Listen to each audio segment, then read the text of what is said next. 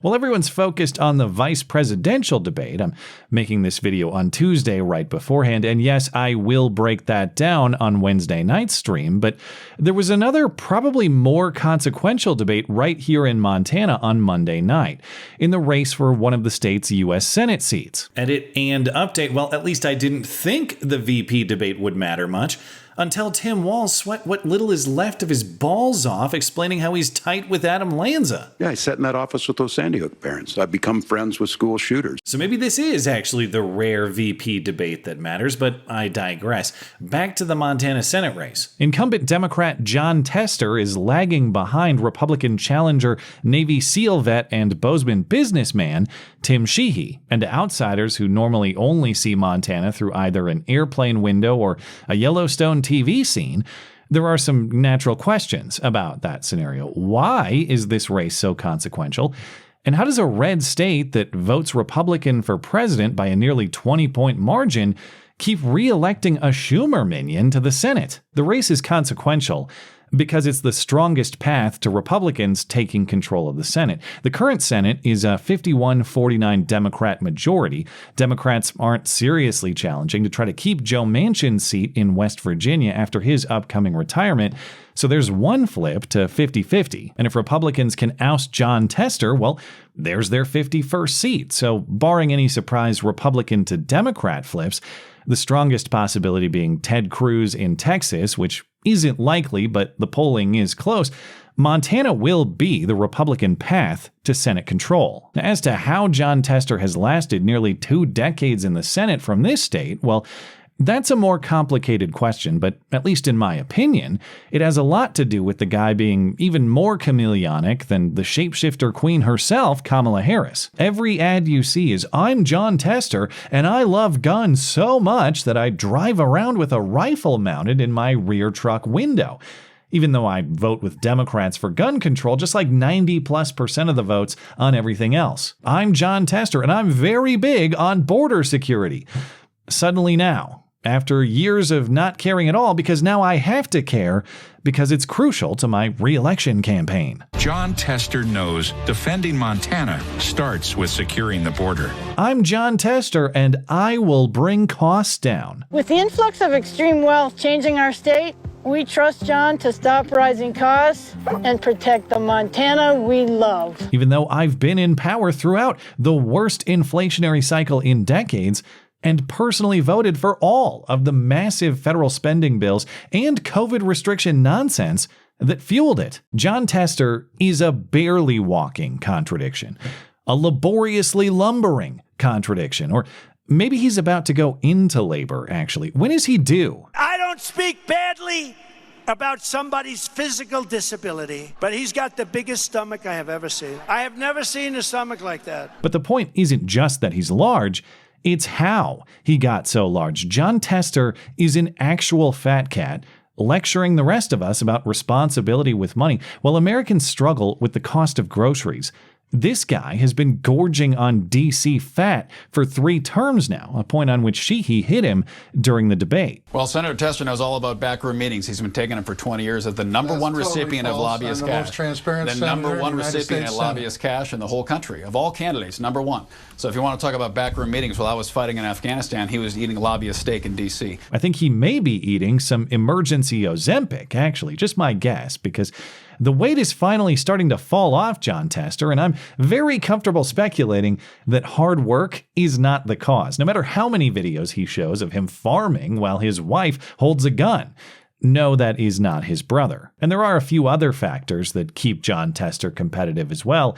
He's chairman of the Senate Veterans Affairs Committee, which plays well in a patriotic state with the 5th most veterans per capita, though perhaps Tim Sheehy's SEAL cred can cut into that military edge. But most crucially, even if it's not reflected in the voting habits of this state, Jon Tester benefits from not just the usual suspects in national media who will promote him and cover for him, but from local media who are eager to put on the cheerleading skirt for him too. Monday's debate itself was mostly uneventful, at least in terms of any surprises, of which there were few.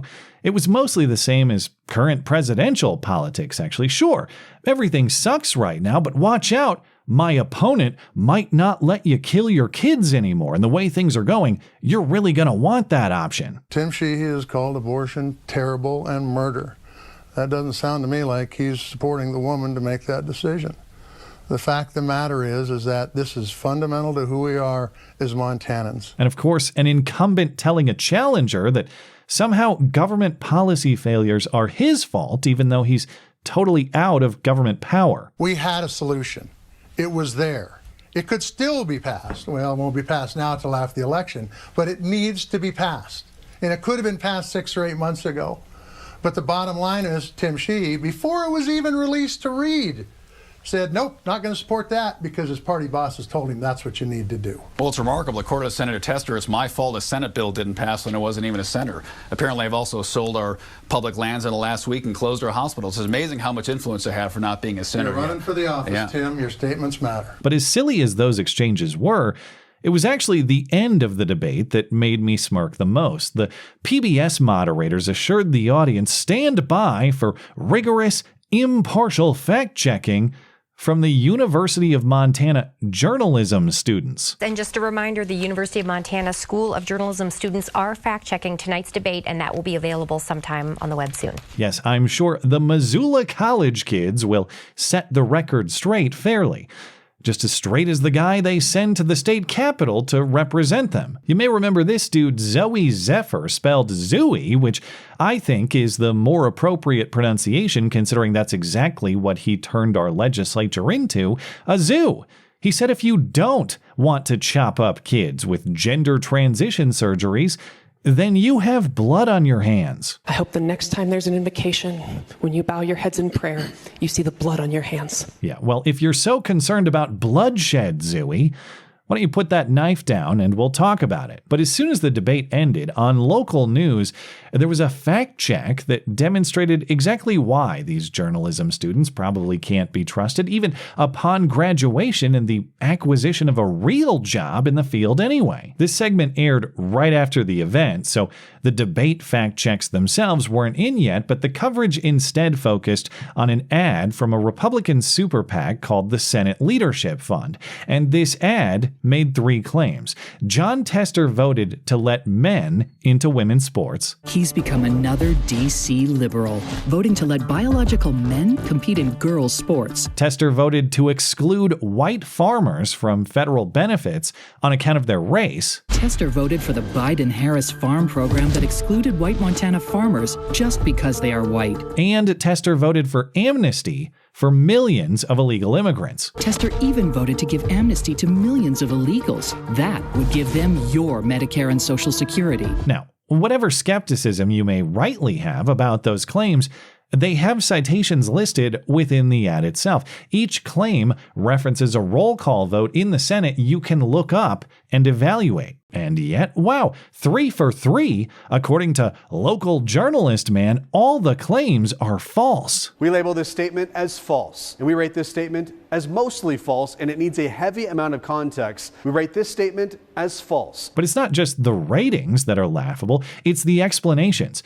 Cartwheels, backflips, handstands, and more. Maybe that's how John Tester is losing all the weight, actually. He picked up this guy's gymnastics routine. So how is the claim that John Tester voted to allow men into women's sports false? Because that's not what he did. He just voted not to withhold any money from the schools that do that. Both times, in 2021 and 2024, the amendments were put forth by Alabama Republican Senator Tommy Tuberville. The goal, to prohibit federal funds to entities that permit certain students, aka trans female students, to compete in female or women's athletics. Both of these amendments failed in the Senate, with Tester voting against them both times, and neither amendment made that final piece of economic legislation. Okay, I get the specifics here. The bill was not to allow or to disallow. It was to fund or not to fund, and that amendment was not part of the final bill. But the point is, John Tester had the opportunity to vote against federal funding for men in women's school sports, and he did not do that. There are a few specific asterisks, sure, but how is the entire claim false when the fact check itself acknowledges the vote. Both of these amendments failed in the Senate, with Tester voting against them both times. See, it's false because this guy phrased it slightly differently than the ad did. You'll notice that recurring theme. How is the claim about racial discrimination in the Farm Bill false? Because it wasn't anti-white, it was just pro all the other races. Minority farmers, defined as Black and African American, American Indian, Alaskan Native, Hispanic, Latino, Asian, or Pacific Islander, would be provided a payment of outstanding qualified debt with the United States Department of Agriculture. And that was an attempt from the USDA to try to make up for a long history of discrimination against farmers of color, something the department itself has acknowledged. Right, so no whites need apply, exactly as the ad described. But again, that's false because the proposal didn't become a reality. The program never became a reality. Yeah, but the bill becoming a reality was not the claim. The claim was Jon Tester voted for it, and he did. Apply all the footnotes you want. Jon Tester took a vote on racial discrimination in the farm program, and he said yes. It is true the program was later changed to remove racial qualifications, but not because Jon Tester or any other Democrat realized that they made a mistake or had some sort of philosophical epiphany. It was changed because a federal court order compelled it on constitutional grounds. There's nothing mostly false about it. That is Jon Tester's voting record. But if you thought those first two fact checks were impossible reaches to dishonesty, well, just listen to this last one. Oh no, Jon Tester didn't vote for amnesty for illegal immigrants. He only voted for full legal citizenship with absolutely no consequences whatsoever. This bill had nothing to do with amnesty. Tester voted to give illegal immigrants a legal path to citizenship. It's a bipartisan immigration bill that increased funding for border security, increased visas for foreign students, and yes, would provide an above-the-board process for 11 million illegal immigrants to potentially become legal United States citizens. Yeah, it's not like Jon Tester voted for cold-blooded murder. He only voted for killing people without justification, which is way different because the words are different. He didn't vote for robbery, he just voted for taking stuff by force. And this isn't propaganda, it's just lies and obfuscation for a cause. And speaking of word choice, we know this was not amnesty because the bill didn't use the word amnesty. And by the way, the word amnesty does not appear in the bill one single time. So whatever the government tells you they're doing, then by definition, that is exactly what they're doing. Likewise, the words critical thinking appear nowhere in this report, so that must mean there isn't any present here. And by the way, to the other part of the claim that amnesty would entitle illegal immigrants to Social Security and Medicare. So the third statement of fact is, quote, Tester even voted to give amnesty to millions of illegals. That would give them your Medicare and your Social Security. Yeah, it absolutely would. If you're a citizen, you are entitled to both programs. And if you're collecting costly benefits for which you have not paid for years, that is a massive financial problem for the country. But this guy says it's false because only citizens can access those programs. Also, the bill would not have given illegal immigrants access to Social Security and Medicare. You have to be a legal citizen to access those programs. Right, but that's the point. The bill would have given illegal immigrants the citizenship to access these benefits. You can't say, oh, it wasn't amnesty, it was just a pathway to citizenship. And they wouldn't have access to these benefits because only citizens do. Never mind the pathway to citizenship that I just explained. If your intelligence isn't sufficiently insulted yet, well, consider the premise here, because this isn't just a fact check through a journalistic examination for truth. No, this is a community service. It's part of a recurring segment through which this guy takes community requests for assistance and he investigates to help those in need. You can submit a form to request that assistance. I just hope he'll help me out with my big problem. There's a guy lying on my TV and he won't stop. Or maybe I just misunderstand, because after all, the word lie appeared nowhere in that report, so I guess it must not be. My mistake. And just in case you think this reporter has the same hard-hitting, precise, strict journalistic standard for both candidates, well, no.